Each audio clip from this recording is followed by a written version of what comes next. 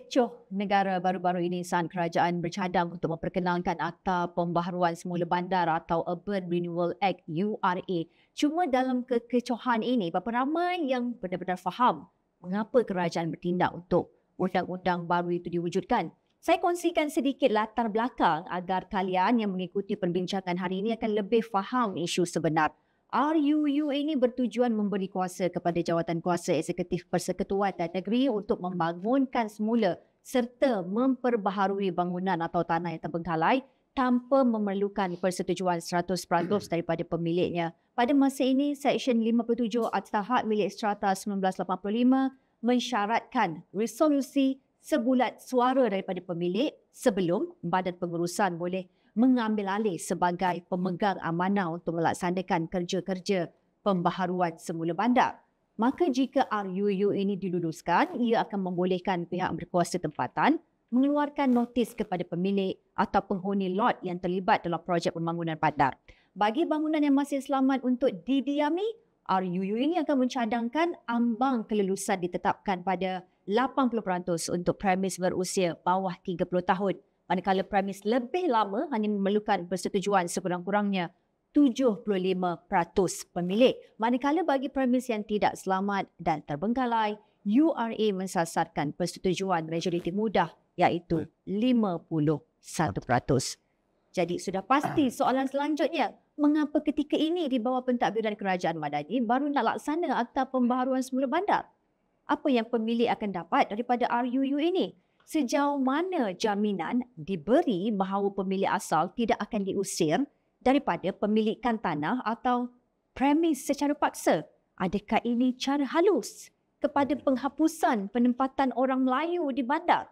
Semua persoalan anda ini akan diajukan kepada dua panel yang saya yakin sudah bersedia untuk memberi kita pencerahan akan isu sebenar kepada kekeliruan yang melanda rakyat Malaysia pada ketika ini. Jadi, Assalamualaikum dan selamat datang saya ucapkan kepada kedua-dua panel. Di sebelah kiri saya kenalkan Ketua Pengarah Perancangan Bandar dan Desa Plan Malaysia, Kementerian Perumahan dan Kerajaan Tempatan KPKT, Datuk Town Planner Dr. Alias Ramli. Assalamualaikum Datuk. Waalaikumsalam. Terima kasih Finas atas jemputan. Terima kasih Datuk kerana sudi hadir.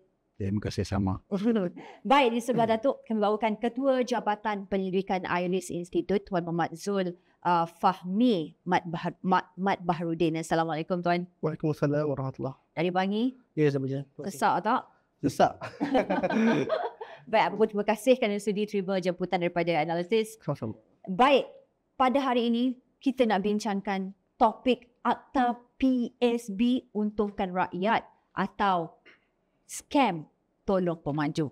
Jadi nak terus tanya kepada individu yang selayaknya untuk menjawab kepada perbincangan kita pada hari ini. Datuk, dimaklumkan Jabatan Perancangan Bandar dan Desa ataupun Plan Malaysia telah kenal pasti 534 kawasan di Semenanjung yang berpotensi untuk pembaharuan semula bandar. Daripada jumlah itu, 139 kawasan terletak di Kuala Lumpur termasuk Bangsa Puri Lama dan Usang yang dianggap tidak selamat untuk didiami. Dan menurut JKR pula Datuk, setiap bangunan hanya selamat untuk dihuni dalam tempoh 70 hingga 80 tahun. Jadi Datuk, adakah ini bermakna 139 bangunan di kawasan sekitar KL ketika ini berusia lebih daripada 70 hingga 80 tahun dan adakah ini antara faktor mengapa kerajaan memperkenalkan Akta Pembaharuan Semula Bandar? Silakan. Ya, Finas. Assalamualaikum warahmatullahi wabarakatuh. Salam sejahtera semua. Saya jawab. Hari ini hari yang ke-25 saya panggil berbincang. 25 Datuk Bermimpi juga berkaitan dengan PSB dan bermula daripada tanggal 18 Februari itu.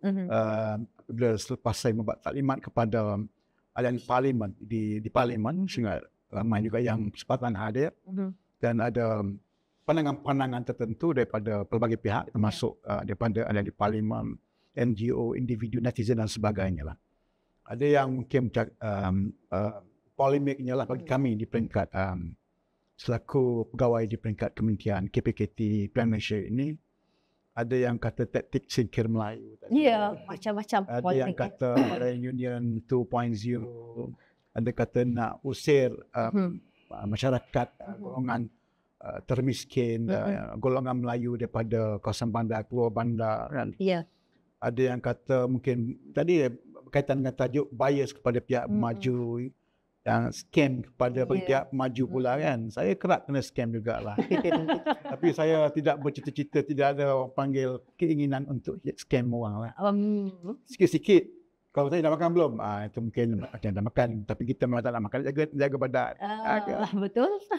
So berkaitan dengan soalan 534 tadi lah. Yang kita mengenal pasti tapak-tapak berkenaan, ada kriteria dia. Usang 30, ada yang lebih 30 tahun, ada yang kurang 30 tahun, ada yang kurang selamat, ada yang terbengkalai, ada juga yang melibatkan tanah dia, ada yang melibatkan badan pengurusan tu tak boleh mengurus kan. Dan saya nak maklumkan di sini bahawa proses untuk kita kenal pasti tapak yang 534 di luar di Semenanjung tak termasuk kan kita belum ada data daripada Sabah dan Sarawak. Dan 130 tapak di kawasan Kuala Lumpur itu sebenarnya datang daripada proses perundangan juga. Mana kita ada rancangan pemajuan, rancangan tempatan, dan kita bagi proses lepas kita kenal pasti tapak yang 534 itu untuk mendapat pandangan daripada pihak awam. Kita bagi tempoh 1 bulan untuk mereka komen dan memantau. Dan selepas disetujui oleh pihak awam atau melalui jawatan kuasa tentu di peringkat negeri dan juga pihak kuasa tempatan, kita wartakan 534 tapak tersebut dalam rancangan tempatan. Kalau di Kuala Lumpur, kita wartakan di bawah Pelan Struktur Kuala Lumpur 2040 dan sekarang ini di peringkat draft penyediaan rancangan tempatan ataupun dipanggil Pelan Bandaraya Kuala Lumpur. Kemungkinan ada penambahan bukan 139 tapak, mungkin ada tapak-tapak yang baru itu di kawasan Kuala Lumpur. Itu baru proses di peringkat mengenal pasti tapak. Kan? Itu dia punya asasnya berkaitan dengan perundangan. Pada masa itu tidak ada campur tangan daripada pihak lain. Kita di peringkat kerajaan negeri dengan peringkat pihak kuasa tempatan dengan lebih 15 agensi teknikal kerajaan berbincang dan cuba kenal pasti tapak dan kita mengikut proses perundangan. Termasuk tadi yang saya sebut sebagai mewartakan tapak tersebut dalam mewartakan rancangan tempatan tersebut yang terkandung tapak-tapak untuk bagi tujuan pembaruan sebelum bandar. Itu cara ringkas. Maksudnya Datuk, ia mengikut proses. Dan persoalan seterusnya, mengapa pada di bawah pentadbiran kerajaan Madani baru nak keluar isu-isu sebegini? Sebenarnya dalam proses pengelapasian tapak ini dikenal pasti lebih 10 tahun, 15 tahun yang lalu. Cuma step yang kedua, selepas kita kenal pasti tapak yang berpotensi tadi itu, tapi kena tunggu akta ini diterima di Parlimen dulu, sekitar bulan Jun Julai ini kot. Kita boleh isytiharkan tapak tersebut dan selepas kita buat pengisytiharan kepada, contohnya di Kuala Lumpur ada 139 tapak tadi kan, diisytiharkan secara rasmi dan diwartakan. Diwartakan balik. Kalau katakan di peringkat Kuala Lumpur, diwarta persekutuan. Kalau di peringkat negeri, warta itu warta negeri. Maksudnya tidak ada encroachment di pihak kerajaan persekutuan, agensi persekutuan kepada negeri. Tanah belongs to negeri dan negeri lah yang mewartakan tapak-tapak dan kemungkinan yang diwartakan walaupun dikenal pasti 139 tapak. Yang diwartakan kemungkinan 20 tapak untuk tahun 2027 hingga tahun 2030. Lepas tu seterusnya mungkin ada tapak-tapak lainnya juga dan banyak lagi dia punya keadaannya lah. Tapi itulah proses perundangan yang saya rasa perlu jelaskan kepada rakyat bahawa ini baru dua step. Nak lepas tapak, akhirnya kita kena warta dokumen berkenaan. Nak isytihar tapak untuk PSB itu ada proses pewartaannya. Tak begitu mudah dan kalau nak katakan jadi orang panggil scam, nak tolong pemaju. Di peringkat step yang pertama, kedua memang tidak ada.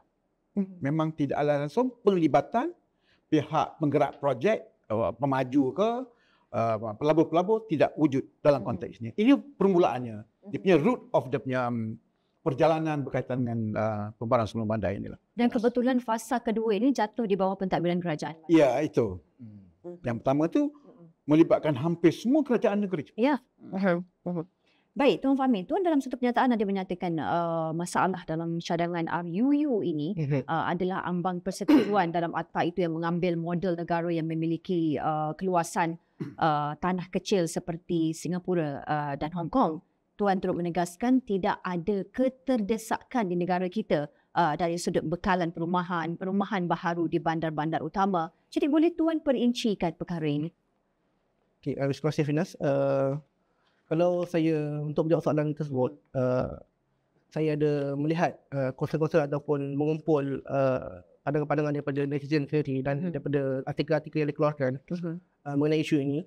Ada satu yang menarik, iaitu ada satu data iaitu daripada Pusat Maklumat Harta Tanah Negara telah memberi satu data bahawa dalam harta tanah yang tak terjual ataupun rumah yang tak terjual yang harga 300,000 ke 500,000 dianggarkan ada 7,000 unit dan 500,000 ke 1 juta ada lebih kurang 6,000 unit lebih lah, which is harga kedua-duanya dalam 6 ke 7 bilion. Jadi di sini ada satu persoalan yang saya rasa rakyat juga bertanya, kan? Kerana kita perlu mengambil juga pandangan-pandangan rakyat yang ada adalah mengapa akta ini diperkenalkan, yang pertama. Yang kedua, dalam isu di Kuala Lumpur sendiri, sebenarnya adakah wujud keterdesakan untuk pergi kepada supply punya concern, which is adakah kita ada isu rumah yang tak cukup di bandar besar seperti Kuala Lumpur. Okay, itu yang pertama. Yang kedua, saya sendiri macam Datuk Alias sebut tadi, ada sisi pendengaran awam sebagainya, kan saya sendiri dah hadir pada satu sisi di Seputih masa itu saya ingat MPD Jasa Kok lah, dan juga ada wakil daripada Radar ataupun pihak pembeli rumah tak salah saya semua Datuk. Tapi dia menyatakan satu concern yang saya rasa valid lah, which is dalam berpetangan daripada pihak Prime Minister sendiri telah menyatakan beberapa kajian model telah dibuat antaranya di Hong Kong, Singapura dan di Australia untuk melihat bagaimana model-model pembaruan bandar yang telah mereka bina dan lakukan. Dan ada yang bertanya, ini rakyat biasa bertanya, penduduk yang terlibat, dia bertanya, adakah kita ini satu situasi yang sama seperti mana di Hong Kong dan Singapura kalau betul itu model yang telah dirujuk? Dia kata, saya pun berkongsi pandangan yang sama, iaitu kita Malaysia memiliki banyak lagi wilayah yang belum dibangunkan sepenuhnya. Hatta kalau kita lihat di pantai timur, di utara, di tengah dan juga di selatan, ada ruang-ruang atau potensi pembangunan yang seharusnya kalau digembleng dengan betul dengan daripada bawah sampai ke atas, kita boleh mengatasi isu masalah yang kita lihat di bandar pada hari ini, kan? Kalau kita lihat isu kesihatan trafik, isu gaya hidup yang tak sihat, isu kualiti hidup yang terabai, isu masalah perumahan dan sebagainya, yang saya rasa boleh diseimbangkan dan situasi kita berbeza. Itu saya punya pandangan lah, itu yang pertama. Dan saya rasa masalah kepada pandangan yang keduanya adalah terdapatnya satu polisi, unwritten polisi bagi saya, seolah negara ataupun mana-mana kerajaan yang ada sekalipun, kan, yang ni akan meminggirkan kawasan-kawasan yang dianggap tidak strategik. Dianggap tidak strategik lah. Wilayah-wilayah yang dianggap kurang berbangun dan sebagainya, kerana dikatakan kurang infrastruktur, tidak ada pelabuhan dan sebagainya, dan penumpuan di Lembah Gelang dan mungkin di Pulau Pinang sebenarnya. So saya rasa ada masalah dari sudut mungkin cara fikir kita sendiri adalah adakah sebenarnya ruang tu sebenarnya belum diterokakan betul. Kan, ruang pembangunan kalau kita kata untuk menyeimbangkan isu penduduk dan sebagainya, adakah itu telah diteroka? Kan, itu yang saya rasa pentinglah untuk menjawab soalan ini. Datuk, dalam soal Tuan Fahmi pernyataan sebentar tadi, dia ada mempersoalkan wujudkah keterdesakan dalam pembekalan rumah kepada penduduk di sekitar Kuala Lumpur ini. Saya bagi komen secara umum. Ingat kita kena fokus kepada PSB ini. Isu berkaitan dengan perumahan bandar ni berlaku di mana-mana. Kan? Dan kita faham memang saya setuju dengan saudara Fahmi yang menyatakan data NAPIK ada elemen dia panggil oversupply and overhang pada perumahan dan termasuk rumah pemilik.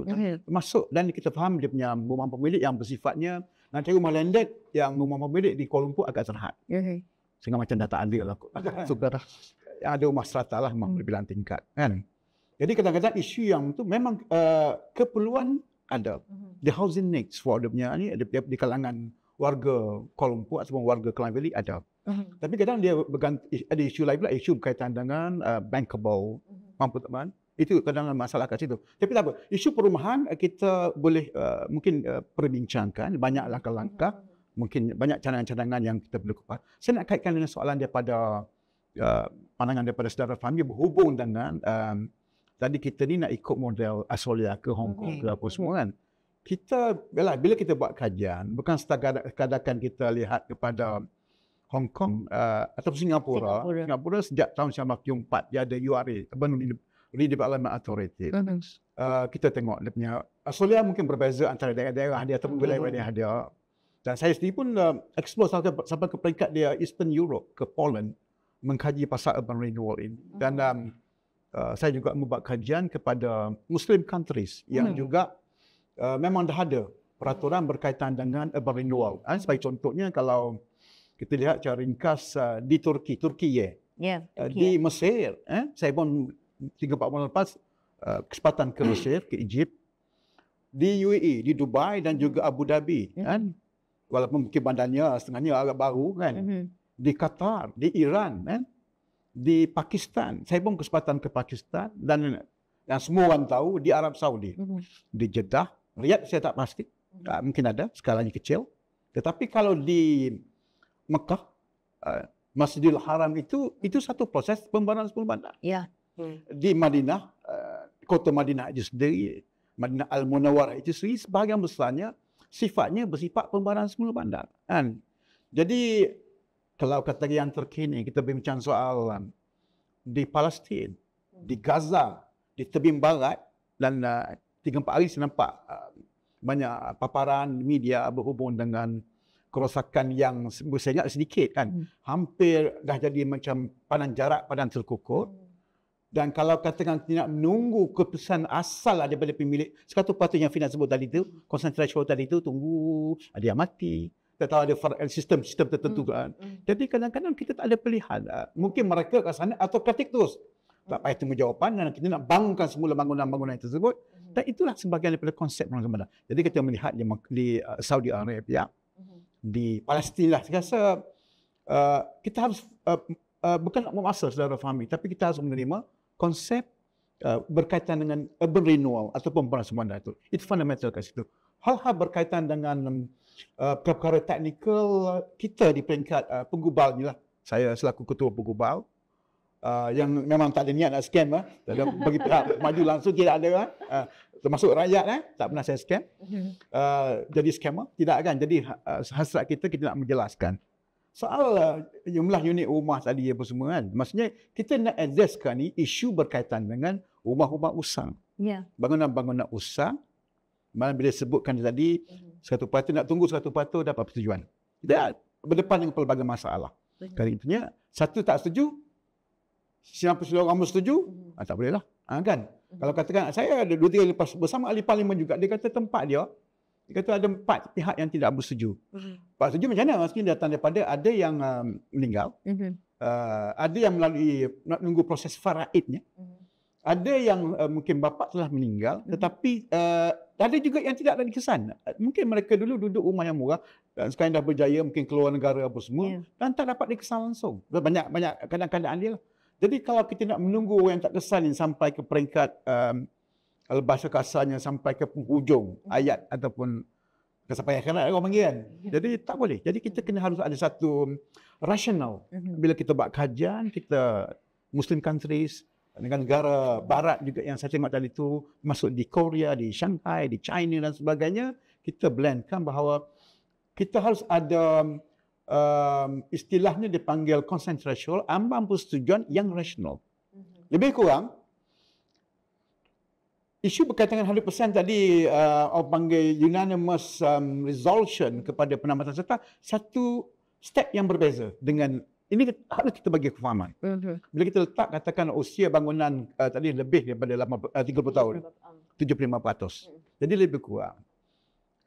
Harapan kita melebihi 75%. Tapi kalau kata hanya dapat 70%, lebih baik. Mana di pihak kerajaan kita tidak akan moderate lah. Dia akan menimbulkan kesan kepada kerajaan. Jadi dapat 75% dulu baru bertemu dengan pihak kerajaan. Itu yang asal kita. Jadi bukan kita paksa pun. Kerajaan tidak ada elemen memaksa, tapi kita sebagai pihak kerajaan yang diberi amanah untuk memastikan rumah itu kondusif. Betul. Rumahnya daripada dulu kecil jadi besar, jadi 3 bilik. Ada kemudahan yang lebih baik, ada infrastruktur yang lebih baik. Dulu lift pun buruk kan. Sekarang ni ada padang bola, ada klinik, ada mungkin balai raya, ada kemudahan rekreasi. Jadi kalau saya nak tutup, bukan nak tutup, maksudnya salah ke kami pejabat awam berfikir sebegini, merancang dia punya ikhtiar sebegini yang memfokuskan dulu kepada kediaman-kediaman yang usang, khususnya di kawasan bandar itulah. Itu hasrat kami ni. Suci murni di peringkat KPKT dan juga Pilihan Malaysia lah. Baik, Tuan Fahmi, Akta Pembaharuan Semula Bandar ini dijangka akan membuka banyak peluang pelaburan, mengubah landscape bandar dan menjana ratusan bilion dalam nilai pembangunan kasar. Namun, semua ini tidak dapat dinikmati ketika ini berikutan peruntukan undang-undang sedia ada yang memerlukan persetujuan 100% pemilik. Jika tidak dengan pelaksanaan RUU ini, Tuan Fahmi, adakah terdapat cara lain untuk pembangunan semula bandar termasuk untuk bangunan yang sudah tidak selamat didiami? Okay, baik. Pertama sekali saya sendiri bersetuju dengan Datuk dari sudut niat murni pihak pengubat dari sudut merangka Urban Renewal Act ini untuk memperbaiki taraf hidup rakyat. Itu yang pertama. Tapi persoalan yang ingin saya kemukakan di sini untuk jawab sebelum saya jawab soalan Puan, adakah bukan pada isu pelaksanaan ataupun teknikal, tetapi pada model Urban Renewal Act itu sendiri. Kenapa at the first place benda itu perlu dilaksanakan? Itu yang kami kemukakan dan kami tanya. Satu kan hujah yang kami buat dalam buku Pembedaran Kolonial yang kami tulis, yang kami kaji tahun 2018 sampai 2022 dan kami terbitkan tahun 2022. Kami melihat model bandar-bandar yang ada di Malaysia ni, iaitu Kuala Lumpur, Pulau Pinang, Pulau Terengganu dan juga di satu lagi 3 bandar yang kami lihat, di mana kami melihat ada satu format ataupun satu model yang telah pun diwariskan. Ini sebab saya ni orang sejarah, saya suka balik kepada sejarah lah. Satu model yang dibawa oleh penjajah British dahulu dengan permulaan Senator Board dan sebagainya untuk merangka satu bentuk bandar yang baru yang kita istilahkan sebagai bandar kolonial lah. Di mana bandar kesan daripada bandar kolonial akhirnya orang Melayu daripada duduk di bandar, kalau kita baca balik sejarah lama kita sebelum dijajah sebagainya, kita ni adalah bangsa yang menguasai bandar kan. Kalau lihat sejarah Melaka, sejarah Sriwijaya lebih awal dan kerajaan Johor dan sebagainya, kita ni adalah orang Melayu sendiri adalah bangsa yang duduk di bandar. Tapi ketika mana penjajahan British berlaku, ada dasar pecah dan perintah yang meletakkan orang Melayu dipinggirkan di kampung-kampung. Manakala bangsa asing, ini bukan untuk isu perumahan, tapi satu fakta sejarah yang perlu kita perhatikan dan kena analisis. Bangsa asing dibawa masuk dan mereka ini diletakkan di bandar-bandar dan diberikan infrastruktur, diberikan duit dan sebagainya, diberikan tanah. Dan kita lihat sampai mana isu darurat 1948, kepada penubuhan kampung Borusina sampai 1991, ini adalah usaha-usaha ataupun satu gerak kerja yang telah menyebabkan duit yang ada di tanah kita yang asalnya patut dimiliki ataupun dimiliki oleh orang Melayu ni datang kepada bangsa asing. Yang menyebabkan masalah pada hari ini. Kalau kita contoh dalam ekonomi, kenapa pada hari ini individu Melayu masih lagi bercakap tentang isu ekonomi? Adakah negara kita ni miskin? Tidak. Tetapi mereka melihat concern itu tertinggalnya bangsa Melayu, itu bangsa Bumiputera ini daripada bangsa-bangsa lain dari sudut ekonomi. Itu dalam ekonomi, dan saya rasa ramai yang bercakap dalam isu ekonomi. Hatta ada sampai ke hari ini kita ada Kongres Ekonomi Bumiputera yang memperjuangkan pendapatan Melayu dalam isu geran, dalam dapat geran untuk perniagaan, geran pendidikan dan sebagainya. Itu bagus satu sudut. Tapi di pihak yang melihat bagaimana isu pemandaran ini melatari perkembangan negara, adalah satu benda yang saya rasa berlaku vacuum yang besar. Orang melihat isu pemandaran ni satu benda yang rival untuk bandar, cara bentuk window bandar macam mana, bandar ni ramai macam mana. Tetapi dari sudut model bandar itu sendiri, siapa yang design model bandar ini dan pada siapa kehendak bandar ini disasarkan? Itu satu persoalan yang kami sebagai pengkaji akan bertanya.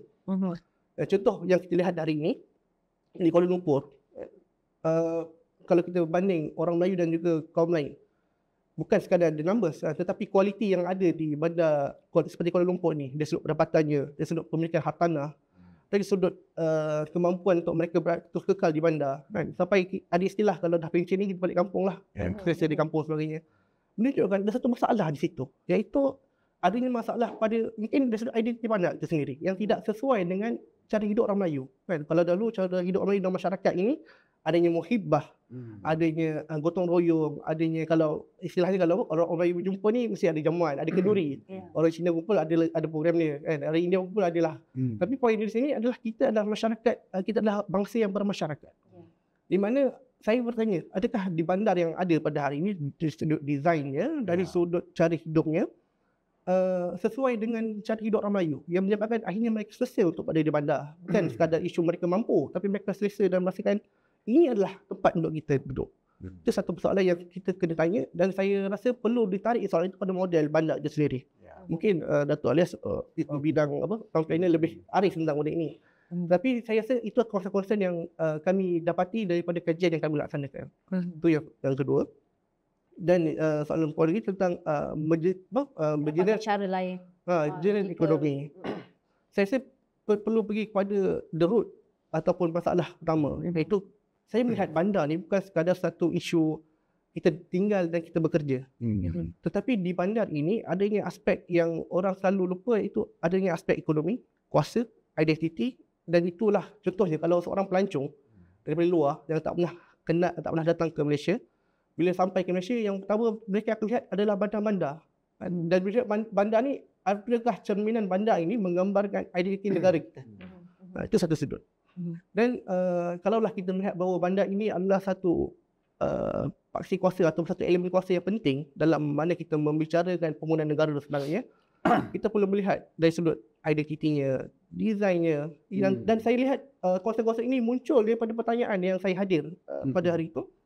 Dia bagi satu contoh. Yang ni ada soalan pada, saya ingat pada soalan pada MP Sekutu pada masa tu di dalam sidang publik tu. Dia tanya, dia bagi satu kes di mana tu Razak ada apartmen lama. Yalah, apartmen lama yang mungkin bagi kita usang lah, dah 30 tahun ke atas. 5 tingkat, bertangga kan. Tetapi dia kata bayangkan satu situasi pada masa itu kalaulah sebelum dibuatnya pembangunan, anak-anak nak pergi sekolah jalan kaki je. Dan kalau kita nak pergi masjid atau pergi surau boleh jalan kaki. Anak-anak kalau petang-petang boleh keluar main di kawasan lapan. Tetapi dia kata bayangkan kalaulah kita bersetuju dengan akta ini, pemaju membina rumah apartmen berskala tinggi dan sebagainya, adakah gaya hidup akan berubah? Mestilah berubah. Contohnya dia bagi contoh, kalaulah nak memenuhi gaya hidup banyaknya kereta, maka perlu bina highway. Dan anak-anak dah tak boleh pergi sekolah jalan kaki dah. Confirm lah kena langgar kita. Kan? Contohnya kan. Dah petang-petang dah boleh keluar di taman dah. Sebab apa? Dah tak ada tanah untuk taman. Itu satu contoh yang saya rasa kita kena sama-sama fikirkan, sama-sama bukan sekadar meletakkan ataupun pergi pada indikator ekonomi sahaja. HDNK dan sebagainya. Tetapi pergi lagi mendalam pada gaya hidup yang saya rasa kurang diperbincangkan ataupun kurang diperkatakan. Tetapi benda ini dirasai. Kita tanya pada rakyat yang di luar sana, di Kuala Lumpur, kita adakah selesa dengan hidup sekarang? Adakah selesa dengan desain yang kamu hidup sekarang? Mesti kebanyakan akan berkata ada benda yang mereka rasa tidak kena dengan hidup itu. Hatta yang bertanya itu bukan orang Melayu pun, orang Cina sendiri. So saya rasa itu konsep yang penting dan adil untuk kita sama-sama perhatikan.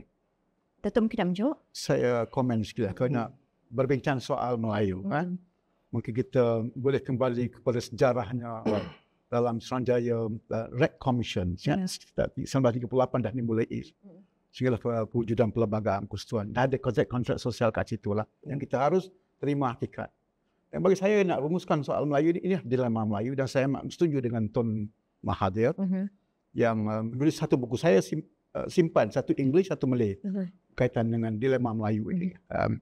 Ekonomi berkaitan dengan model pembangunan bandar. Kita harus melihat secara realiti. Kalau katakan ada pandangan, dulu dia duduk flat, contohnya dulu banyak flat KNS lah, kalau sekitar Kuala Lumpur Selangor ni kan. 4 tingkat, kat flat, buruk macam tu kan. Boleh beli nasi lemak harga katakan RM1.50 kat situ kan. So bila ada pembangunan semula bandar ni akan berlaku permodernan lah. Jadi kalau nak buat gerai pun dah gerai lebih cantik lah. Di mana akan di KL tak ada masalah. Yang penting tempatnya tepat kan.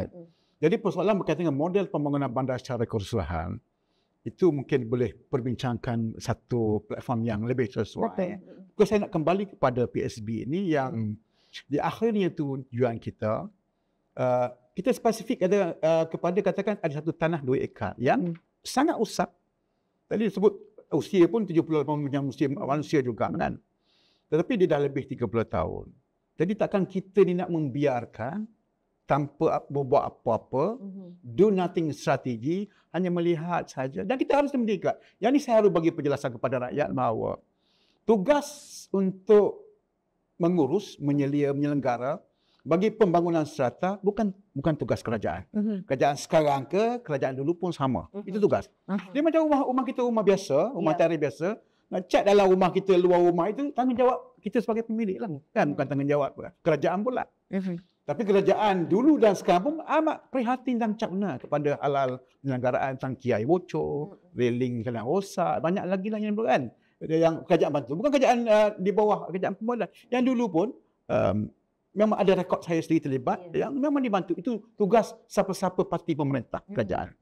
Tetapi sekarang ni kita nak pastikan bahawa kalau tapak 2 ekar tersebut usang dengan saiz rumahnya kecil, saya kembali kepada tujuan saya tadilah. Salahkah kita sama-sama merancang untuk tujuan memastikan saiznya lebih besar, rumahnya 3 bilik. Kalau nilai ekonomi lah, salah Fahmi mungkin kaitkan soal ekonomi, dulu harga katakan 75,000. Kan? Sekarang ni harga dia mungkin jadi 450,000. Tak apa nilai ekonomi. Dan kita tidak bercakap soal nilai ekonomi semata-mata. Tetapi nilai berkaitan dengan sosial. Sosial berkaitan dengan kemudahan, nilai berkaitan dengan infrastruktur, nilai berkaitan dengan pemeliharaan alam sekitar yang lebih baik, lebih terurus kan. So banyak lagi. Kalau katakan berkaitan dengan warisan lah. Malah kita mencadangkan ada pandangan yang bernas kepada kita. Boleh tak agaknya kalau daripada aktiviti pengurusan semula tersebut memelihara dia punya budaya warisan. Saya rasa kita mengandung-andungkan. Boleh.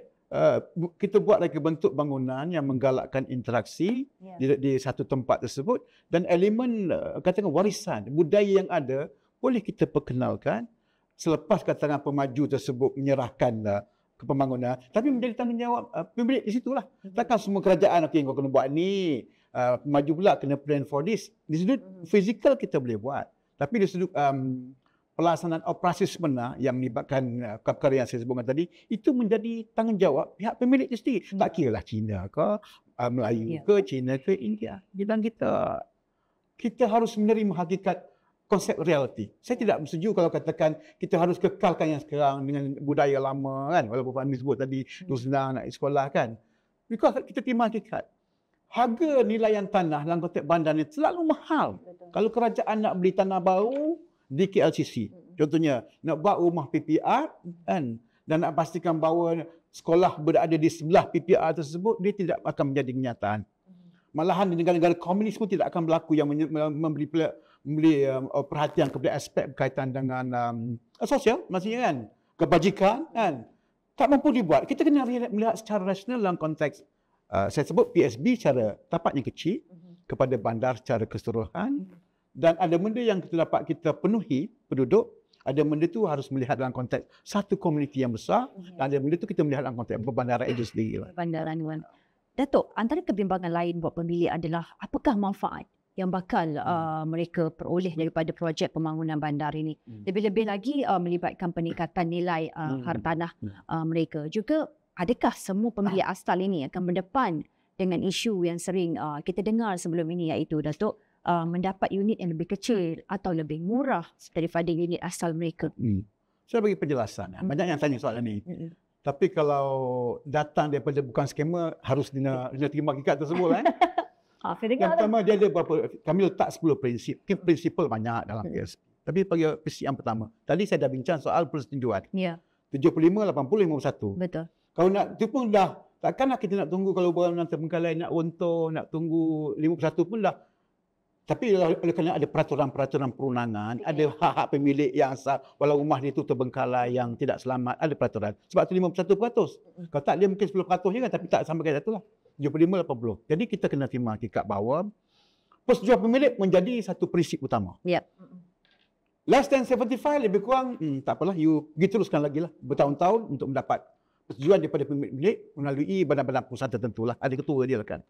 Prinsip yang kedua berkaitan dengan jelas bahawa hak kepada pemilik tersebut. Kalau katakan bahasa mudah lah Fahmi kan. Sekarang rumah dia satu biji, satu unit, satu petak lah bahasa undang-undangnya, satu petak. Dia akan dapat satu petak one to one punya basis. Dulu rumah dia 400 kaki persegi. Rumah PKNS lama, rumah awam yang lama. Banyak yang kecil-kecil lah. 400 setengah, 500 sandakan. Jadi sekarang ni melalui proses pelaksanaan bandar, dia akan naik lebih kurang senampak kalau di KPKT ni kami kontrol rumah dia 750 kaki persegi. Kami kontrol minimum. Tapi banyak nampak daripada yang buat 850 kaki persegi. Satu. Nilai ekonomi dulu 75,000. Sekarang ni nilai ekonomi 450,000. Potential value daripada situ semasa dia duduk. Dan maksudnya L5 berkaitan dengan nak rampas. Bila ada kenyataan juga kata akta rampas rakyat, kita usir rakyat asal, undang rakyat asing apa semua itu. Boleh katakan sebesar zarah tidak ada penggubal. Yang awam Melayu ni gubal ni tau. Walaupun muka nampak macam masalah kan. Tapi yang gubal ni orang Melayu. Kan. Kita tidak akan sekali-kali tidak mempertahankan hasrat kita sebagai orang Melayu lah. Kan. Itu. Jadi itu asal kita. Prinsipal kat situ. Persetujuan pemilik dan kita rumah ni pula kata prinsip ni juga proses yang unit gantian. Nak proses sampai unit gantian tersebut, kita ada melalui perbincangan di antara pihak kerajaan, jawatankuasa tertentu dengan penggerak-penggerak projeknya sampai ke peringkat penempatan sementara pun disediakan. Sama ada di penggerak projek tersebut pemajulah. Dia ada unit di lain, pindahkan sementara. Lepas tu kadang-kadang dibayar kadar sewaannya tersebut. Ini harus berada secara transparan. Proses penundangan tanah-tanah ni dia bukannya cakap-cakap mulut, tidak. Mesti berada dalam perjanjiannya di antara pemilik akan datang dengan pemaju yang telah dengan pasti dengan cara yang sangat tertib, dengan penuh integriti, dan kami pihak penjawat awam, pihak kerajaan, sama ada di peringkat persekutuan maupun di peringkat negeri, kita menjadi moderator to facilitate. Kalau pemaju tu ada tidak transparan, itu kami tidak akan pilih mereka. Ada jawatankuasa. Bukannya mudah, ada jawatankuasa tertentu. Dan kalau mereka tak puas hati, ada pula jawatankuasa mediasi. Kalau katakan takut terbengkalai, ada jaminan kerajaan kepada betul. Dan kita tak naklah kepada yang kita dengar dalam tempoh 2-3 hari ni, saya ingat kita pun tak jauh dengan Kampung Baru. Ya, Kampung Sembilan Baru. Saya pun dulu pernah berkhidmat juga di sekitar Kampung Baru, di satu kementerian yang menjaga Kampung Baru. Dan kita kerap makan tom yum di Kampung Baru juga kan. Sedap tom yumnya situ kan, banyak pilihannya. Jadi kami sebagai pengkaji juga, kita teliti pandangan daripada pihak penduduk. Kita teliti juga pandangan daripada agensi, daripada pejabat tanah, daripada Perbadanan Kampung Baru, oleh kerana mereka yang selia kan. Jadi kita harus bercakap dalam konteks ilmu, fakta-fakta. Fakta kan. Sebagai contoh Kampung Baru, Kampung Sungai Baru lah senang kan. Bila pandangan daripada yang amat berbahagia, Tun sendirilah, Tun Mahathir, PM4, PM yang ke-7, kerap juga saya berjumpa dengan Tun dan dia sebut, itu dia bermula tahun 1973. Yang harga dia pada masa itu 5,000 lebih. Ringgit Malaysia lah, kadang pada masa itulah. Dan harga pada tahun 2016 hingga 2020.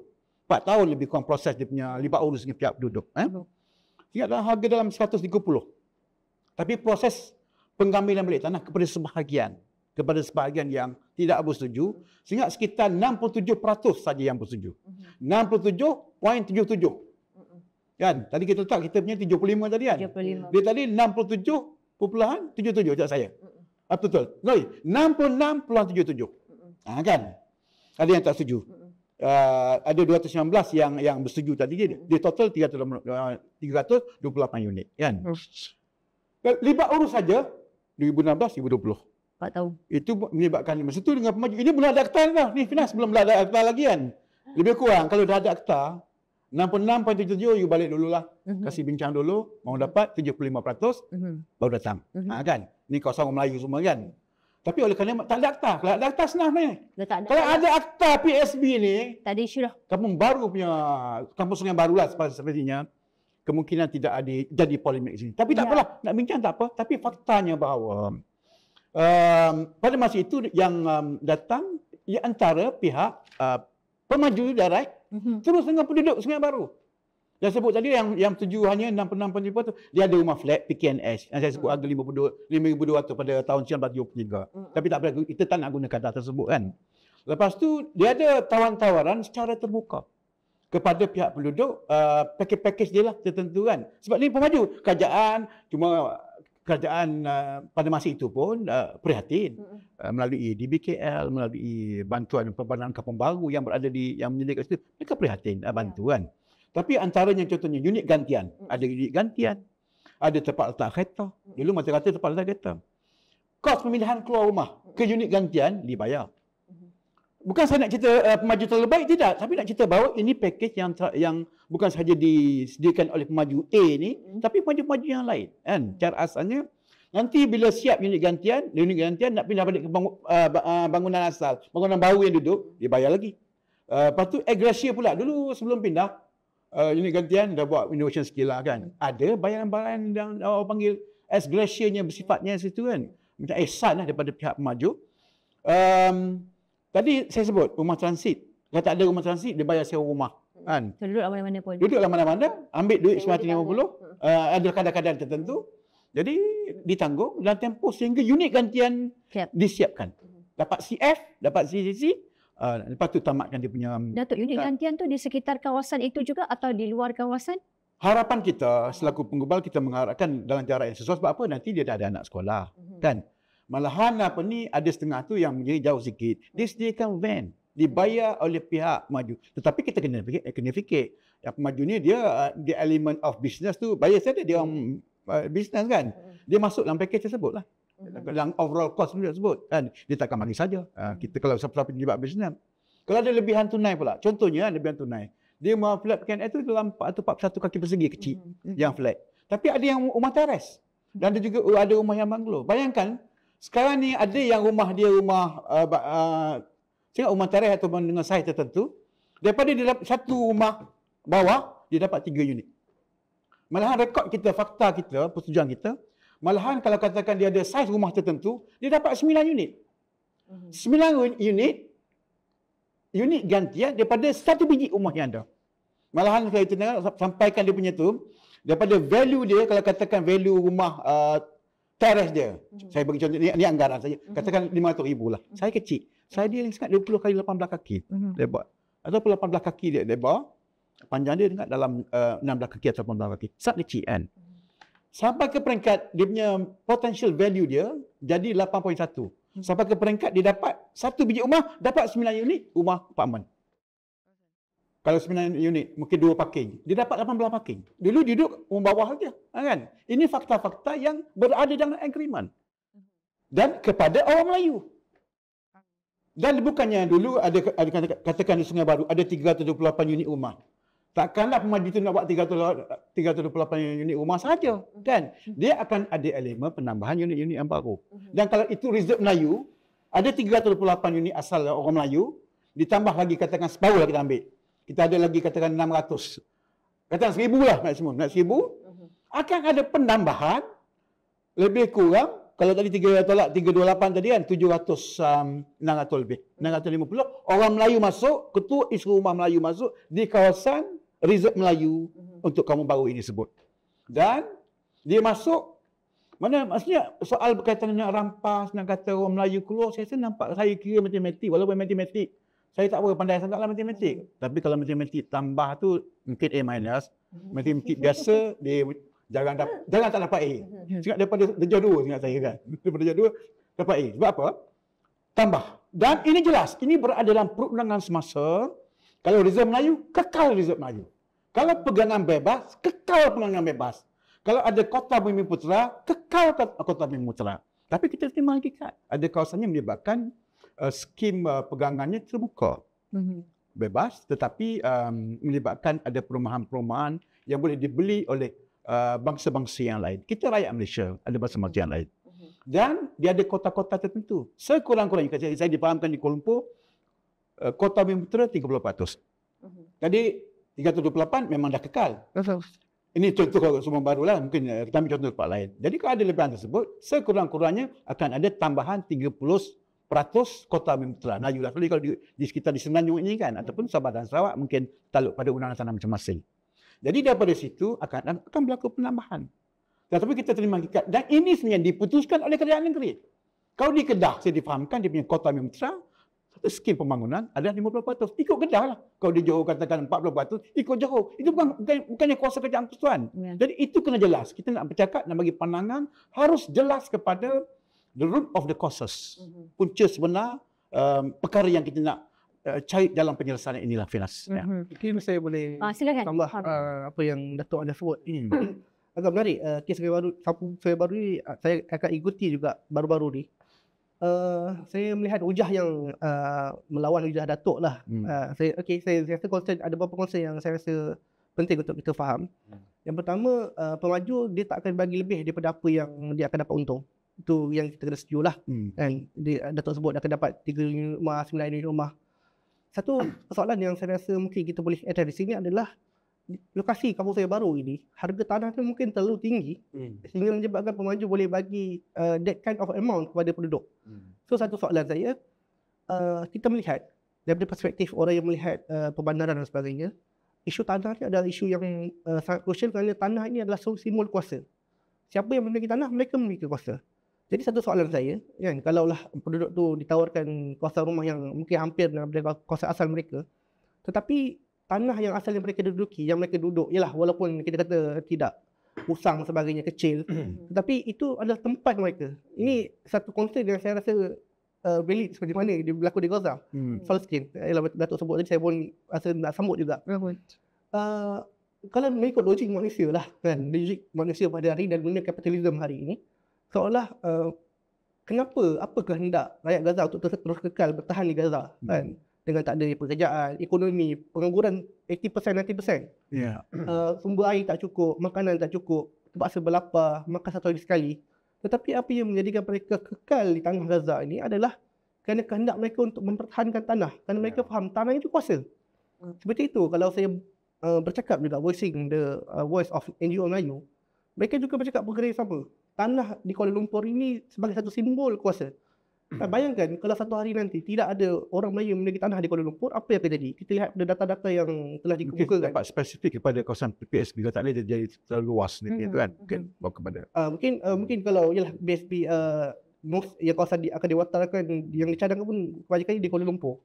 Kuala Lumpur ni adalah pusat kepada negara ini dan juga simbol kepada negara ini. Kalau sebut cuba Finas, mungkin kalau dapat saya olahkan sedikit kan. Maksudnya saya dah sebut secara nyata tadi bahawa disebut tanah adalah kuasa kan.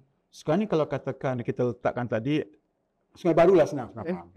Ada 328, walaupun sebahagiannya ada tidak bersetuju sebenarnya, jadi ada land acquisition, tapi yang akan duduk orang Melayu lain juga. Yang tak setuju tu duduk orang Melayu lain, tetapi kita tambah orang Melayu lagi.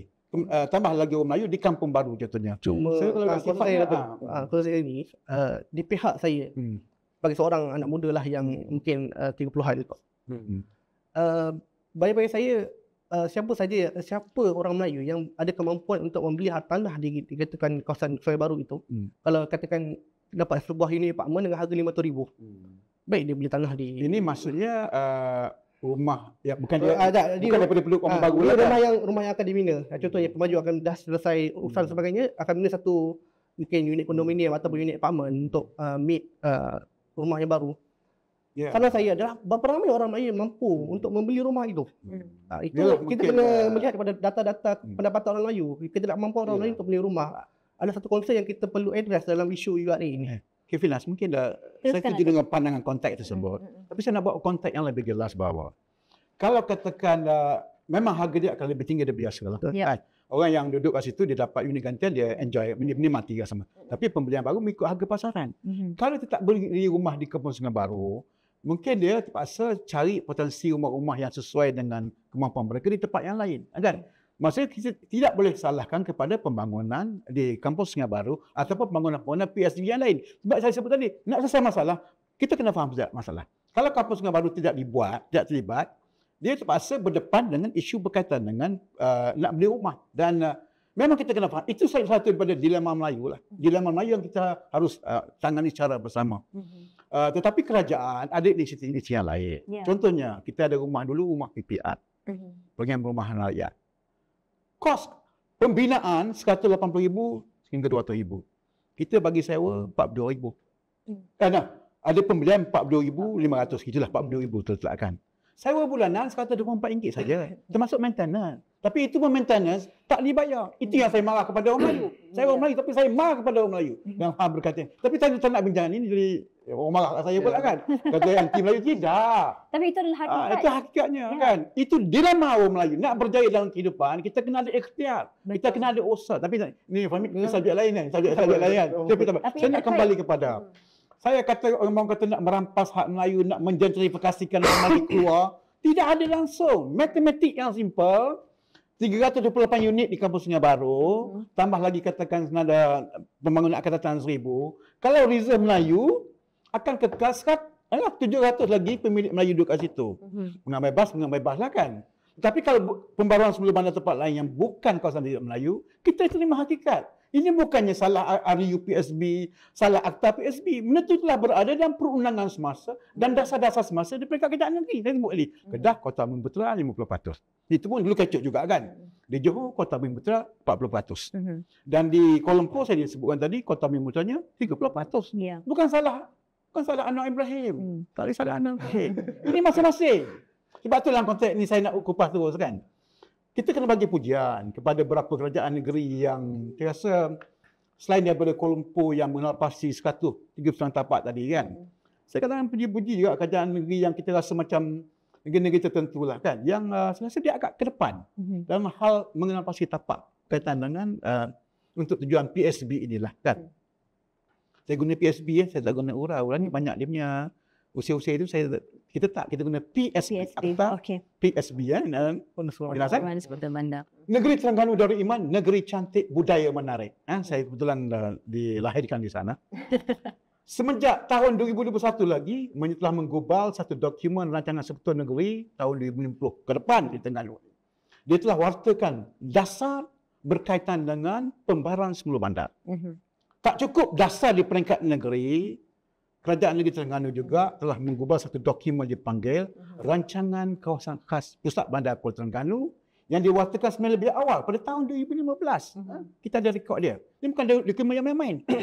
Yang saya sebut tadi, dokumen ini melalui proses bantahan dalam perundangan sebulan dan disediakan dalam kerangka perundangan, diwartakan oleh Kerajaan Negeri itu sendiri.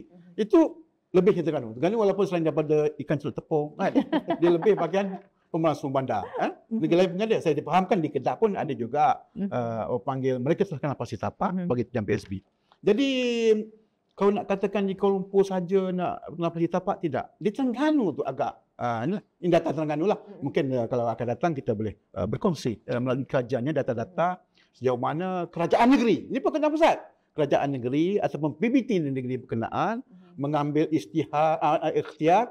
Malahan disebutkan dalam rancangan sekutu di Terengganu dikata PSB satu pendekatan lestari menerusi pembangunan sumber bandar untuk memaksimumkan potensi ekonomi yang Fahmi sebut tadi itu, ekonomi bandar dan juga mengurangkan konflik sosial dalam persekitaran bandar yang lebih kondusif.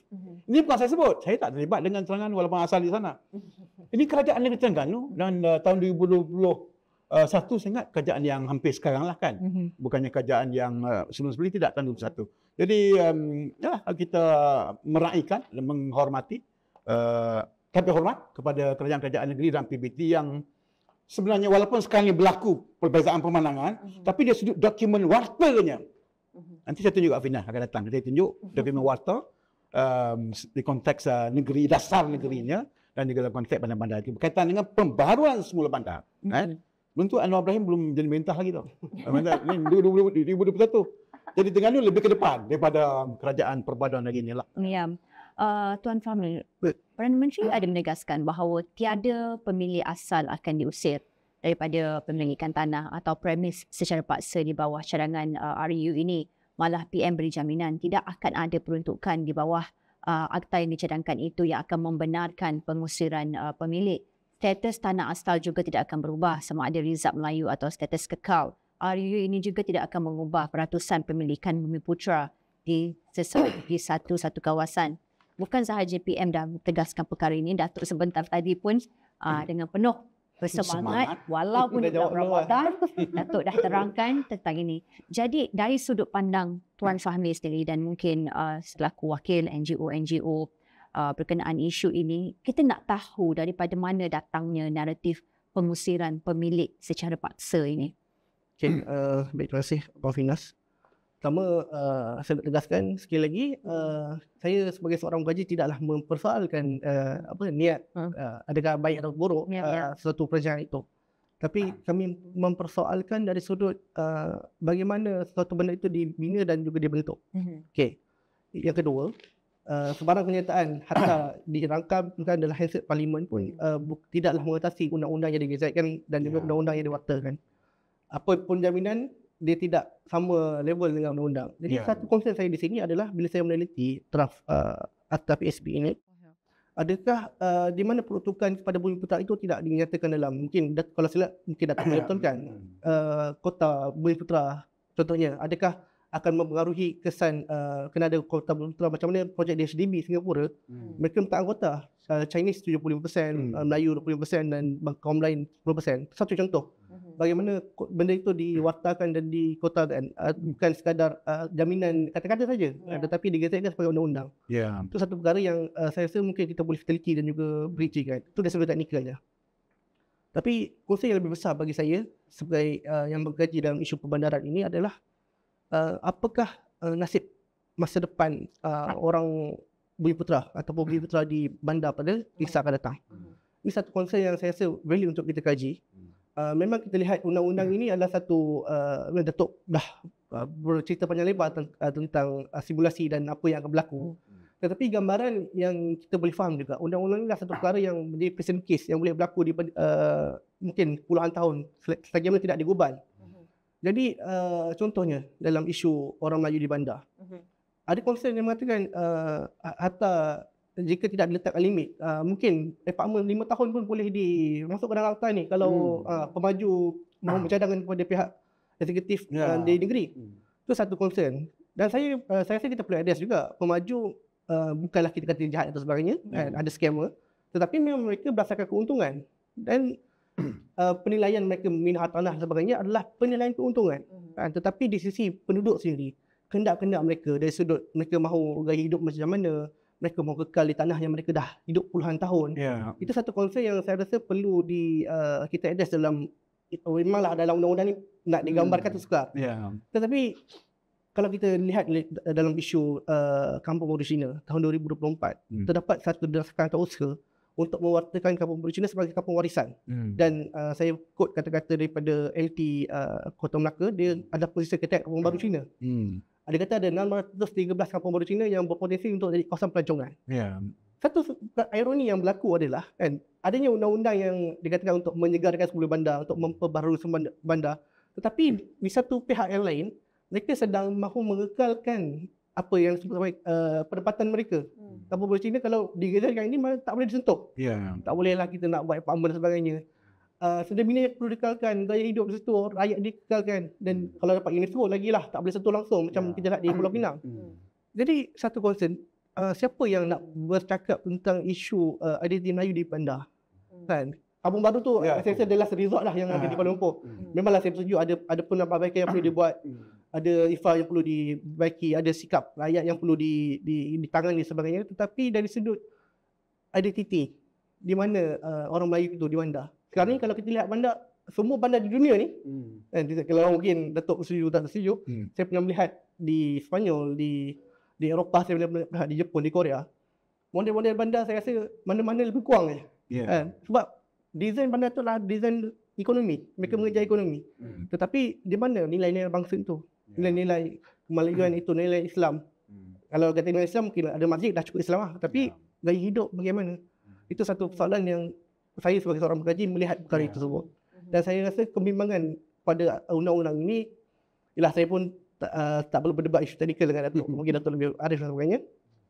Adakah masa depan yang saya concern dengan ini akan terkesan dan atau akan berubah? Mungkin 5 tahun ke 10 tahun, kalau kita cakap Melayu di bandar itu bukan Melayu lah. Ini saya lihat di Singapura. Kami kajian kes di Singapura. Sama je Melayu ke Cina ke, dia ada satu identiti yang sama. Sedangkan kita walaupun mengangkat isu multiracial dan sebagainya, tetapi kita kena faham identiti wajah negara ini adalah Melayu dan Islam. Itu satu perkara yang kami di pihak ini melihat dengan begitu kisah lah. Ya. Saya bagi jawab soal banyak dari perbincangan. Ada yang saya setuju, ada yang saya mungkin kurang setuju. Kan? Tapi saya bagi jawapan yang mudah berkaitan dengan tadi.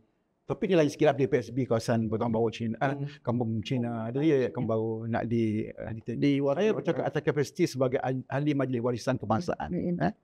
Ahli majlis warisan tak ramai ahli yang berada dalam undang-undang. Saya salah seorang yang berada dalam undang-undang. Ada 4 orang saja. Jadi kalau saya tak setuju, memang tak adil lah. Kan? Senang jawapan dia. Benda itu. Tapi tidak pernah dibincangkan.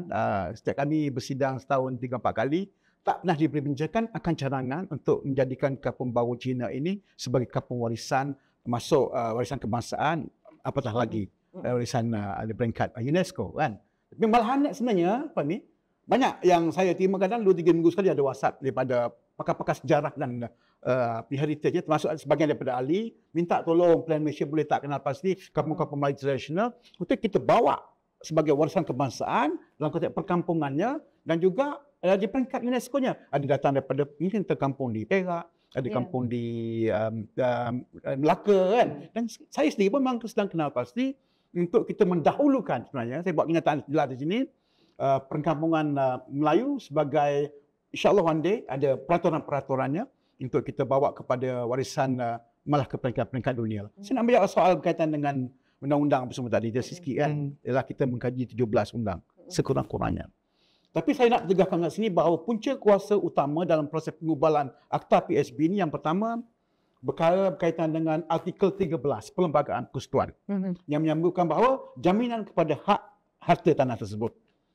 Dan kalau katakan tidak ada proses melucutkan tanah tersebut, melainkan papasan yang wajarnya. Dan papasan ini melalui proses di peringkat mahkamah tingginya, bukan kita. Itu court order, berapa dia punya kadar dia, dan kadar dia mengikut perbandingan semasa. Sebab tu tadi bila katakan di Kampung Sungai Baru katakan orang kata lebih tinggi, tapi mereka telah melalui proses penilaian oleh Jabatan Harta Tanah Kerajaan juga, dan mungkin juga perbandingan dengan valuer swasta.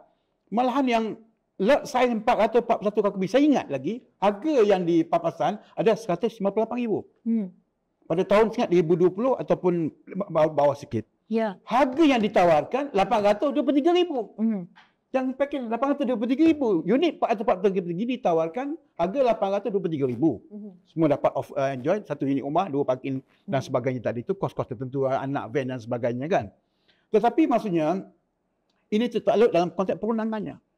Yang keduanya berkaitan dengan Melayu dan juga mungkin dalam kaitan dengan Bumi Putera. Artikel 153 Perlembagaan Persekutuan menjadi rujukan utama kita untuk memastikan bahawa ini menjadi jaminan dalam konteks pengubahan Akta PSB. Cuma disebutkan tadi boleh tak dalam akta ini memasukkan 30%, 40%, 50% Bumi Putera. Kita kena faham dalam proses perundangan, ilmu harus ada dalam konteks perundangan ini bahawa kita mengkaji ada perkara tersebut termasuk dalam perundangan yang lain.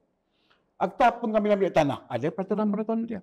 Kita kaji Akta Perancangan Wilayah Persekutuan, ada ibu kota persekutuan tahun 1991. Saya kadang ingat, dua ngapal akta ni pun. Dan ada lebih kurang 17 akta yang kita kaji. Dan malah saya nak sebutkan sendirilah, kalau tidak ada Akta PSB ini, sebenarnya tak dapat 100% tak setuju. Masih lagi dibuat pembayaran semula bandar melalui Land Acquisition, Akta 486, tahun 1960 lagi. Kita Fina memanglah tak lagi. Saya pun lagi. Saya 90 kan maksudnya kan. Dah ada. 60 dah ada dan buat punya. Boleh buat. Tapi kerajaan, mana-mana kerajaan lah memilih untuk tidak buat papasan. Kalau papasan tadi menggunakan kerajaan, jadi 198,000 je lah. Tapi kita nak menjadi penyelia supaya rakyat Melayu secara khususnya berada dalam nilai ekonomi yang lebih baik, berada dalam nilai kehidupan yang lebih, biliknya, saiz rumahnya lebih besar, kemudahan yang lebih baik, infrastruktur yang lebih baik. Itu dia punya. Maksudnya kita tak boleh letak. Kecuali ada perkara-perkara melibatkan peranan negeri. Negeri yang masukkan. Ada enactment di peringkat negeri. Ada dasar-dasar di peringkat negeri. Tadi kota-kota dia bukan bersifat perundangan. Kan? Kita nak gubal dasar kota tertentu, dia tengok punca kuasanya. Jadi tidak mudah. Tapi apa-apa pun, sebagainya berada dalam perundangan-perundangan yang lain. Sebagainya menjadi bidang kuasa kerajaan negeri. Sebagainya menjadi bidang kuasa pihak BBT. Kadang-kadang yang bersifat, panggil apa ni? Suka cakap, Tapi sebenarnya itu bidang kuasa dia. Bidang kuasa dia. Ada di dekat parlimen, saya pun kadang saya kerap pergi parlimen, duduk belakang. Kalau boleh saya nak pergi melompat dalam parlimen tersebut nak menjawab. Sebab apa? Dia tanya kerajaan persatuan bila nak buat ni, KPKT ni buat ni. Dalam bahasa kasar, ini tanggungjawab engkau kat kerajaan negeri. Itu tanggungjawab kerajaan negeri. Tengok PBT kan. Jalan persekutuan, tanggungjawab kerajaan persekutuan. Jalan negeri, bawa kerajaan negeri. Tapi kerajaan persekutuan ada bantu juga. Kan? Kerajaan negeri yang tak mampu apa semua kan. Jadi itu kena jelas. Ada benda bersifat perundangan. Di bawah federalist, ada benda bersifat negeri. Senarai negeri, ada perkaranya yang bersifat concurrentist, senarai bersama. Ini di bawah artikel 74.1 Perlembagaan Persekutuan. Artikel 74 Perlembagaan Persekutuan. Artikel 82 Perlembagaan Persekutuan. Jadi saya ngapal ni sebagai pengkajian. Baik, Datuk. Unit gantian tu, Datuk. Kita fokus pada unit gantian. Ia di mana? Adakah terdapat undang-undang yang mengawal unit gantian itu perlu masih berada di kawasan itu, segitiga emas itu, ataupun dibawa keluar terus daripada satu-satu kawasan segitiga emas itu, Datuk? Okey, Finas. Kalau katakan yang setuju tadi 80%, dia setuju dengan tawaran pihak penggerak projek lah. Kalau sebut nama pemaju, dia orang sensitif. Dia sebut penggerak projek. Bendanya sama je lah kan. Dan mereka pemaju hanya datang pertengahan. Kerajaan dulu memulakan. Penduduk sebenarnya. Penduduk dia bincang sama-sama dia dapat 74%. Dia datang jumpa kita kata kau dapat balik dulu. Kasih dapat 75% bincang kita. Baru bermulanya proses rundingan untuk tujuan pelaksanaan. Dapat 75%. Dan jaminan di sini Akta PSB ini ada artikel-artikel tertentu, section tertentu di bawah kanun tanah negara hak dia kepada tanah di tempat itu. Di tempat kalau katakan agaknya kalau di Sungai Baru ni katakan lebih ber-10 ekar dapat dia. Harus berada di tapak tersebut yang mana bersetuju. Yang mana melalui proses tak setuju, dia melalui proses pengambilan tanah, dia dapat papasan, dia kena keluar lah. Kalau bahasa kasarnya orang panggil belah lah. Kan? Itu perundangannya. Kan? Saya bukan nak mainkan tidak kan, tapi kita kena akut. Kalau dah dapat papasan itu telah melalui proses perundangannya di Mahkamah Tinggi. Ingat dalam Islam tak boleh. Kan? Kita dapat tak setuju, nak macam mana? Kan? Itulah kalau dah ada Akta PSB kan senang. Kan? Ini tak ada Akta PSB. Kalau Sungai Baru klasik tidak ada Akta PSB. 66.7% bersetuju pun on juga. Kan? Jadi itulah Finas memanggilkan. Jelas jaminannya harus berada di tapak berkenaan. Segitiga emas ke, segitiga perak ke, kan? Macam saya pakai cincin perak, jadi segitiga perak, kan? Harus berada di situ. Yang bersetuju untuk jelas. Apa masalah? Dia tak kuasa eksekutif persatuan ada, eksekutif peringkat negeri ada, dia kuasa mediasi pun ada. Jadi itu yang kita akan pastikan bahawa tujuannya kita nak kekal orang Melayu di kawasan reserve Melayu yang sedia ada. Dan kita menghormati hak-hak dia punya bangsa kaum lain, juga rakyat Malaysia untuk kalau mereka itu kawasan rumah terbukanya ada peraturan yang saya telah jelaskan tadi. Jadi apapun yang berada di rumah PPR, rumah B40 ini banyakkan orang Melayu. Jadi saya datang dengan tim saya Finas untuk membantu orang Melayu. Kan? Ya, Tuan Fahmi, bukankah dengan penjelasan Datuk ini kita melihat bahawa Akta Pembangunan 10 bandar ini bakal memberi peluang lebih ramai Melayu memiliki hartanah di bandar? Ya, ia nampak pada ketika ini nampak macam sedikit tak relevan, tapi biasalah benda baru waktu zaman tu nak buat Putrajaya pun banyak juga bunyinya kan. Tapi bila darjat menjadi begini, kita dah nampaklah keadaannya bagaimana. Jadi bukankah di situ potensinya? Sebelum saya jawab soalan Puan Finas, mungkin saya boleh tambah sikit apa yang Datuk Alia sebut tadi tentang Akta Pemilihan Tanah 1960. Saya setuju dari sudut undang-undang lama ni dia bermasalah. Bermasalah dari sudut kerana dia mewakili satu apa yang saya katakan sebagai roh atau jiwa yang diwariskan oleh penjajah. Oleh kerana itu kita nampak dari sudut undang-undangnya bermasalah lah, dan menyebabkan banyaknya kes kampung-kampung Melayu yang awal, Kampung Berembang, kalau saya follow daripada kecil lah, isu-isu kampung Melayu yang dimusnahkan daripada Kampung Berembang di Pantai Dalam sebagainya, yang sekarang dah jadi dah lupa nama, dah ada nama Inggeris je, dah tak ada nama Kampung Abdullah Hukum sebagainya, hilang identiti yang saya sebut pada awal tadi. Itu yang pertama. Bagi menjawab soalan Puan Finas tadi, ialah adakah ketidakmampuan? Saya rasa kita perlu melihat pada data. Secara umumnya kita melihat, contohnya, saya melihat kebanyakan yang berada, orang Melayu yang bekerja di Kuala Lumpur ini, mereka tidak tinggal di Kuala Lumpur. Kecuali mereka yang pendapatan agak tinggi, T20 dan kat atas lah. Tetapi kebanyakan tinggal di pinggir Lembah Kelang. Contohnya macam saya sendiri di Bandar Baru Bangi, ramai jiran-jiran saya adalah duduk kerja di Petronas sebagainya. Petronas kira pendapatan tinggi. Tetapi mereka memilih untuk tinggal jauh daripada bandar ataupun tempat kerja mereka kerana satu faktor harga rumah yang mahal di tengah-tengah pusat bandar. Dan yang kedua faktor mereka lebih selesa berada di kawasan pinggir bandar yang lebih mesra dengan kehidupan mereka. Itu satu persoalan yang saya rasa daripada awal saya sebut. Kita kena address perkara ini. Model cara hidup dan sebagainya. Kita bukan sekadar hidup ni, bukan sekadar kerja, balik kerja dan selesailah. Tetapi kita ada hidup berkomuniti kita. Kita ada bermasyarakat kita. Orang Melayu ni dia ada keluarga dia. Contoh-contoh simple yang orang kurang faham. Contohnya bila saya ada duduk di Kuala Lumpur, mestilah ada ibu bapa saya datang ziarah. Bayangkan ibu bapa saya yang biasa duduk di kawasan kampung yang luas sebagainya, terpaksa melalui 2-3 pos guard untuk pergi masuk ke rumah, kena naik lift dan sebagainya, dah tua dan sebagainya. Satu contoh yang saya rasa realiti yang dihadapi oleh orang Melayu. Itu gaya hidup bandar yang sebenarnya tidak suit dengan apa yang mereka mahu. Saya setuju dari sudut mungkin Datuk sebut tentang saya akan menambah lagi orang Melayu di bandar. Satu sudut lah. Tetapi kita kena lihat itu pada data. Mungkin saya sekarang tak ada data tu. Tapi secara umum saya boleh kata kemampuan tu sebenarnya ada, tidak ada. Sekarang lah. Kalau contoh harga rumah RM500,000 bagi saya yang mungkin rakyat biasa ni, dan saya compare lah dengan kawan-kawan saya yang lain, mungkin kami tidak ada kemampuan itu dan kami fikir balik RM500,000 daripada beli rumah yang kecil di tengah-tengah bandar, baik kami beli rumah teres di pinggir bandar. Dan itulah yang berlaku. Dan kami kaji sendiri di Pulau Pinang, kami pergi ke Kampung Batu Uban yang macam Datuk sebut, boleh dianggap kampung warisan lah sebab Kampung Batu Uban yang kampung terawal di Pulau Pinang, di mana pengasas Pulau Pinang ni adalah daripada Batu Uban.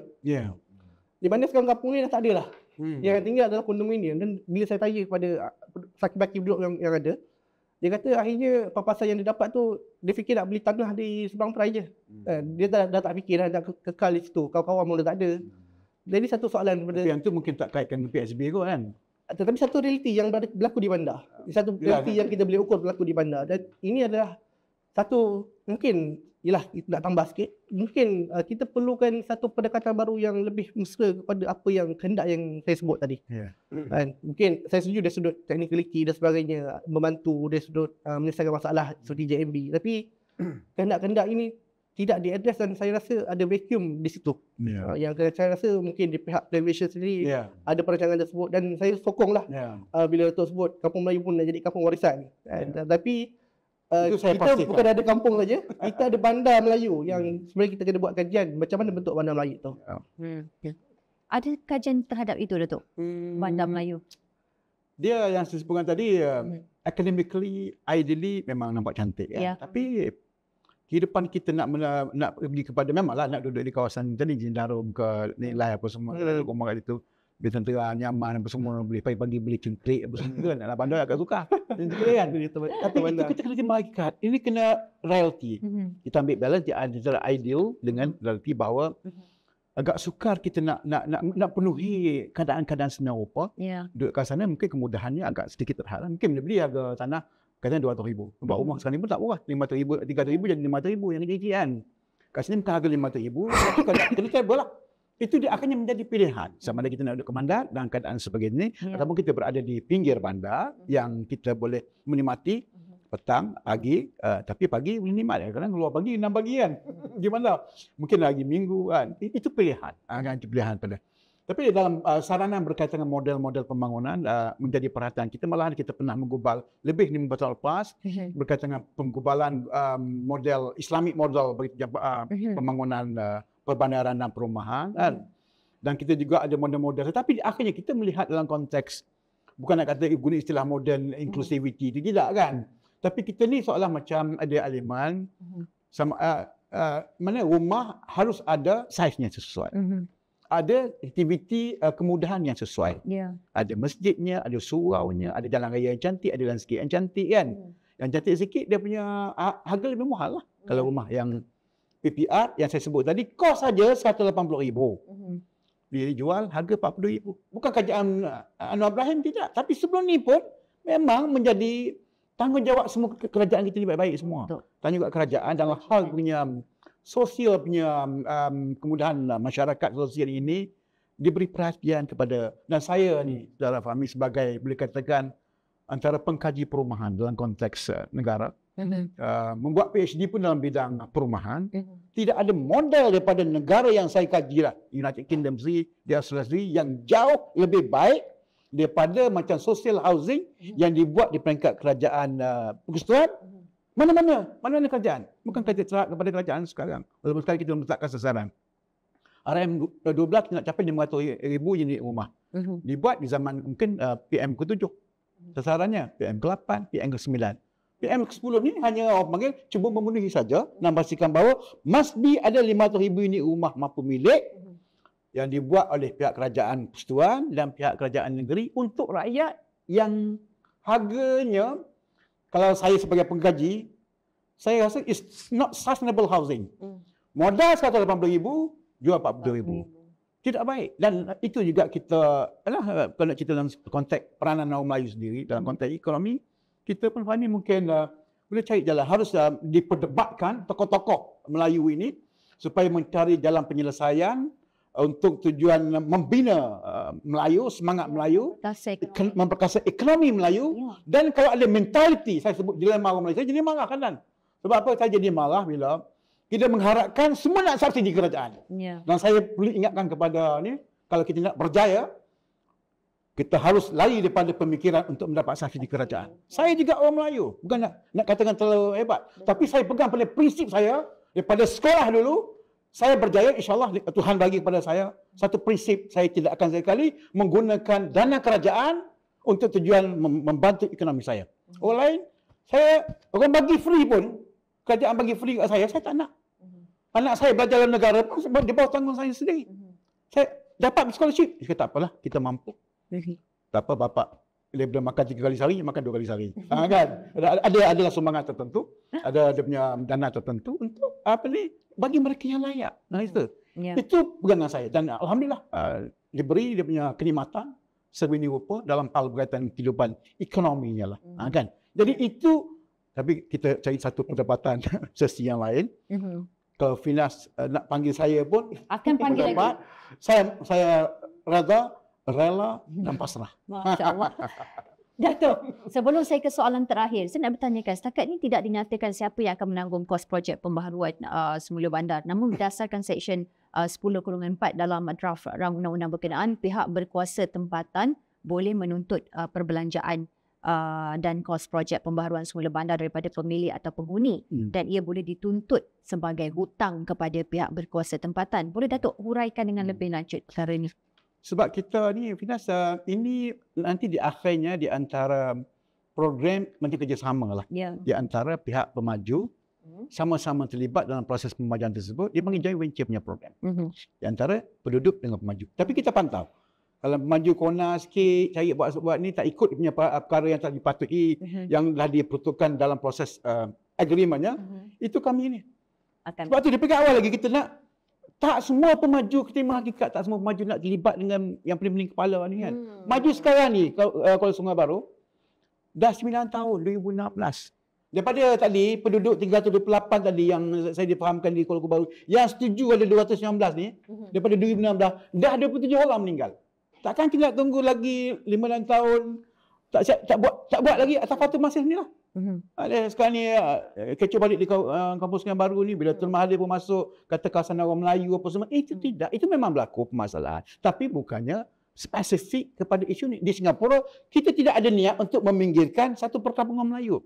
Kita cerita di kawasan tapak 2 ekar yang melibatkan kawasan yang telah dikenal pasti, diisytiharkan kawasan sebagai kawasan pembangunan bandar yang konsep reserve Melayu, tanah kampung Melayu, dan mana-mana ada, itu satu penyelesaian yang berbeza yang sebenarnya pun tidak sangat terkait dengan akta PSB ini. Jadi kadang walaupun Tun saya pernah jumpa perbincangan 4 mata ataupun 8 mata dengan Tun, Finas tahun 1996 lagi.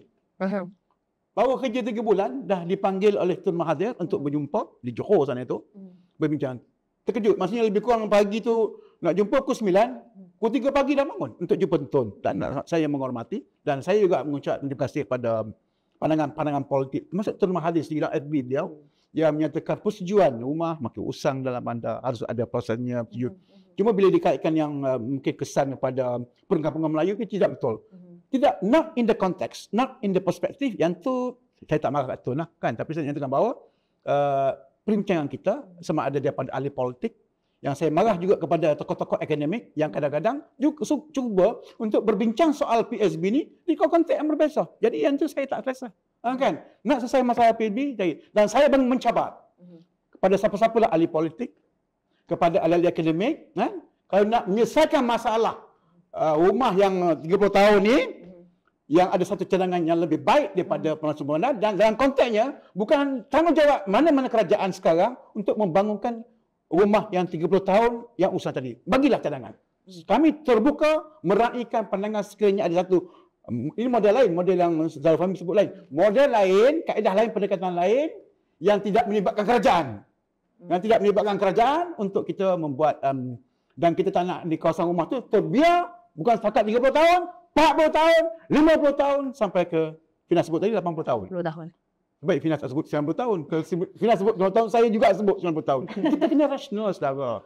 Dapat data yang tepat. Jadi kadang-kadang bila saya data tepat, kami sebagai pejabat awam yang ni menjadi, saya menjadi marah. Tadi saya datang nak slow-slow je kan. Slow. Tapi bila awak panggil tidak bersifat faktanya, mungkin pandangan daripada audiens tersebut, daripada ahli politik yang matang pun apa semua tu. Dulu Menteri 2020, Menteri Wilayah Persekutuan pada masa itu. 2021, Menteri KPKT pada masa itu. Yang bukan daripada Kerajaan Perpaduan pun. Tahun 2022, ada Menteri Perpaduan, dan sebelum tu ada Menteri di bawah kerajaan terdahulu. Saya bukan nak cakap politik. Dulu dia setuju, sekarang dia dibantai. Saya tak boleh itu. Kami orang teknikal, kami tak boleh terima hakikat. Surveyor, engineer, arkitek, town planner yang bagus untuk rakyat. Jadi kami yang datang ni orang teknikal, bukan orang politik. Walaupun ada juga cita-cita dia politik. Kok ada rezeki akan datang, Finas boleh promote sikit. Amin, insya-Allah. Segitulah Finasnya. Terima kasih Datuk. Sedikit kesimpulan daripada Tuan Fahmi. Adakah Tuan Fahmi masih lagi merasakan bahawa Akta Pembaharuan Semula Bandar ini adalah taktik halus untuk menyingkirkan orang Melayu kita daripada menetap di kawasan bandar? Saya tidak pergi kepada isu niat ataupun isu nawaitu sebenarnya. Tapi saya balik semula kepada isu modal. Ialah memang Datuk sebut tadi, kita berhadapan dengan realiti undang-undang persekutuan negeri dan sebagainya. Tapi satu soalan daripada pihak pengkaji adalah, adakah kawasan suasana ideal ataupun situasi ideal itu tidak boleh dicapai? Soalan saya sebenarnya kita boleh capai. Tapi dengan pengembelingan daripada semua pihak. Atau bila Datuk sebut, kalaulah ada ruang untuk berdebat ataupun berbincang tentang isu ekonomi Melayu dan sebagainya, saya rasa Datuk sebagai wakil pembandaran kena ada. Kan? Kena bercakap tentang isu pembandaran dan sebagainya. Saya kembali semula kepada hujah saya yang awal, iaitu tanah itu kuasa. Dan bandar ini merupakan pusat kepada kuasa politik, ekonomi, identiti dan juga segala-galanya sebuah negara. Dan saya boleh katakan inilah gambaran kecil sebuah negara adalah bandarnya. Jadi di sini konsep-konsep yang saya sebutkan pada awal tadi, iaitu tentang isu kemampuan orang Melayu untuk membeli rumah, isu hilangnya orang Melayu daripada tempat-tempat yang strategik di bandar-bandar. Saya rasa itu perlu menjadi satu konsep yang kita pegang bersama. Dan memang saya rasa tak semua boleh diadres dalam isu RUU PSB ini. Tetapi saya nak tarik kepada kehendak itu perlu wujud dahulu. Kefahaman itu perlu ada dalam pihak pengubal. Ahli politik, walaupun ialah kita dengar ahli politik ni kita boleh tapis lah. Tetapi dari sudut pihak pengubal, kehendak itu perlu ada dulu. Barulah ideal ataupun suasana yang kita kata ideal itu boleh dicapai. Baik. Itu yang saya rasa penting lah. Datuk, sedikit. Sedikit saja. Untuk menutup sesi kita. Kalau mengkaji model, kita mengkaji Kitab Al-Muqaddimah, karangan Ibn Khaldun. Ada bahagian khas berkaitan pembangunan kota. Asas kan? Ideally dan realistik. Ada digalikan situ. Setebal 1,300 halaman, boleh menggarap. Tapi bahagian 5 itu tak setebal sangat. Boleh kaji. Model-model yang saudara Fahmi sebut tadi itu. Saya nak ceritakan juga bahawa secara ringkasannya, kalau kita membiarkan bangunan-bangunan lama kita usang dengan kemudahan infrastruktur yang daif, miskin. Ni yang PMX sebut kan, sengsara hidupnya di dalam bandar tersebut kan. Itu bukan pilihan. kerajaan, sama ada kerajaan PMX, kerajaan yang terdahulu, buat kerajaan. Atau mungkin kerajaan yang saya sebutkan mungkin komunis. It's not the choice of dia punya kerajaan pemerintah. Kalau dia buat yang itu, memang akan datang dia tak terpilih kan. Jadi kita melihat ini satu ikhtiar lah di peringkat kami pejabat awam yang dia bertanggungjawab untuk menggubal. Dan kita mengharapkan juga pendekatan saya sebutkan tadi, tidak buat apa, tengok dan lihat saja nanti keputusan 40% tidak ada. Do nothing strategy is not the option of government servant. Dan kita nak pastikan bahawa rakyat berdasarkan prinsip humanity kemanusiaan untuk kita nak bagi keselesaan dan juga kesejahteraan kepada rakyat, kepada komuniti dan tempoh jangka panjang. Sebagaimana dia prinsipnya yang digariskan oleh Allah Subhanahu Wa Taala, baldatun tayyibatun rabbun ghafur, dalam surah Sabah ayat 15, untuk kita lahirkan bandar, negeri yang aman, yang tenteram, yang subur, apa semua kan, yang di akhirnya kembali kepada konsep model yang kita nak capai sebenarnya, idealnya untuk kita mencapai satu bandar, satu komuniti yang sejahtera tadi, yang mendapat nikmat dan sentiasa mendapat pengampunan daripada Allah Subhanahu Wa Taala. Itulah matlamat sebenar saya lah sebagai ketua pembubal, dan kita mengharapkan sedikit penjelasan yang tulus dan mulus daripada saya, orang Melayu, penjawat awam yang bersedia berkhidmat kepada rakyat di seluruh negara. Baik, terima kasih Datuk, terima kasih Tuan Fahmi. Dan sekian analisis bersama saya Financial News pada hari ini. Cuma sedikit lah kita dah dengar daripada Datuk 1 jam setengah juga dengan Tuan Fahmi persoalan-persoalan yang mewakili daripada pihak-pihak yang mempersoalkan tentang RUU ini. Jadi gunakan kebijaksanaan akal kita dalam menilai apa yang terbaik untuk bukan sahaja diri kita, bukan sahaja untuk kuasa Melayu kita, tetapi untuk keseluruhannya. Dan kepada penonton analisis bersama Financial News, jangan lupa untuk follow dan subscribe YouTube serta semua akaun media sosial The Merdeka Times. Dengan itu, selamat menjalani ibadah puasa. Assalamualaikum warahmatullahi wabarakatuh.